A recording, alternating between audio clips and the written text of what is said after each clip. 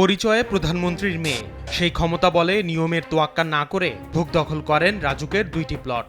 এরপরও মাকে ব্যবহার করে কোনো আবেদন ছাড়াই সরাসরি প্লটের মালিক হন পূর্বাচল নতুন শহরের কূটনৈতিক জোনে। সাইমা ওয়াজেদ পুতুলের বিরুদ্ধে দুদকের করা মামলায় উঠে এসেছে এসব তথ্য। দুদকের অভিযোগ, ইতিমধ্যে রাজুকের প্লটের মালিক হওয়া সত্ত্বেও শেখ হাসিনার নির্দেশে পূর্বাচলের 10 কাঠার একটি প্লট বরাদ্দ দেয়া হয় পুতুলের নামে।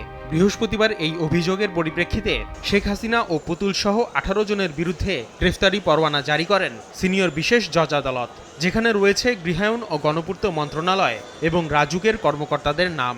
সাইমা ওয়াজেদ পুতুলের নামে অলরেডি ধানমন্ডি সুদা সদন সেখানে তাই সে অংশীদার, এবং গুলশানের একটি প্লট তার নামে সেখানে বরাদ্দ করা আছে রাজুকের। তো সেই হিসাবে অলরেডি সে রাজুকের সম্পত্তি তার নামে আছে। পরবর্তীতে এখন পূর্বাচলের যে আবাসিক প্রকল্প এলাকা, সেখানে তার নামে যে 10 কাঠা সম্পত্তি বরাদ্দ দেওয়া হলো, সেটা সম্পূর্ণ রাজুকের আইন এবং নিয়ম বহির্ভূত।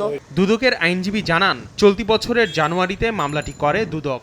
এরপর আসামিদের বিরুদ্ধে অভিযোগের সত্যতা পাওয়ার দাবি করে তদন্ত প্রতিবেদন জমা দিলেও আদালতে আত্মসমর্পণ বা জামিনের চেষ্টা করেননি অভিযুক্তরা। তাই বিচারিক নিয়ম অনুযায়ী তাদের বিরুদ্ধে গ্রেফতারি পরোয়ানা জারি করা হয়।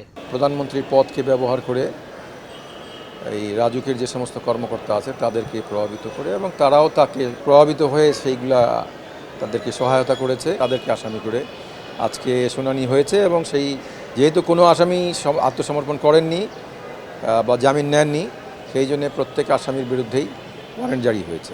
আগামী 4 মের মধ্যে আসামি গ্রেফতার বা আত্মসমর্পণ না করলে বিচারের জন্য মামলাটি প্রস্তুত করা হবে বলে জানান দুদকের আইনজীবী। 4-5 তারিখের মধ্যে। আসিফ মোহাম্মদ সিয়াম, সময় সংবাদ, ঢাকা।